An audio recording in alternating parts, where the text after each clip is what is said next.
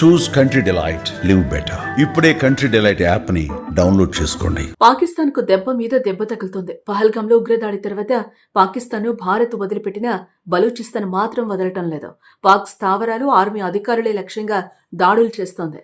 తాజాగా బలూచిస్తాన్ సైన్యం జరిపిన కాల్పుల్లో 32 మంది పాకిస్తాన్ ఆర్మీ సైనికులు మృతి చెందగా మరో 20 మందికి పైగా తీవ్ర గాయాలైనట్లుగా సమాచారం. కరాచీ క్వెటా హైవేలోని కుజ్దూర్లోని జోరో పాయింట్ సమీపంలో బాంబు పేరడంతో పేలుళ్లో పాక్ సైనికులు చనిపోయారు. కరాచీ క్వెటా సమీపంలో ఆపి ఉంచిన కారులో అమర్చిన పేలుడు పదార్థం పేలిపోవడంతో 8 వాహనాలపై ప్రభావం పడింది.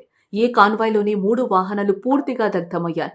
వాటిలో ఒకటి సైనిక సిబ్బంది కుటుంబ సభ్యులను తీసుకెళ్తున్న బస్సు ఉంది. వీరిలో భారీగా గాయపడటంతో వెంటనే వారిని సమీపంలోని ఆసుపత్రులకు తరలించారు. ప్రస్తుతం వీరి పరిస్థితి విషమంగా ఉన్నట్లుగా తెలుస్తోంది.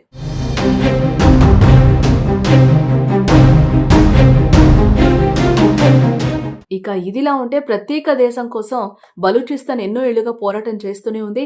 తమ ఉనికి చాటుకోవాలని పాకిస్తాన్పై పోరాటం చేస్తూనే ఉంటుంది. ఈ నేపథ్యంలో గతంలో ట్రైన్ హైజాక్ చేసి పాక్ ఆర్మీని తన ఆధీనంలో తీసుకుంది. అప్పటి నుంచి పాక్ బలూచిస్తాన్ మధ్య ఉద్రిక్తతలు తీవ్రమయ్యాయి. అయితే పాక్ భారత్ వైరం పెట్టుకున్న తర్వాత పాక్ బలహీనపడింది. ఇదే అదనుగా చేసుకున్న బలూచిస్తాన్ పాక్పై పోరాటం మరింత ఉద్రిక్తం చేసింది. ఈ నేపథ్యంలో పాక్లోని కొన్ని ప్రదేశాలను స్వాధీనం చేసుకున్నాయి.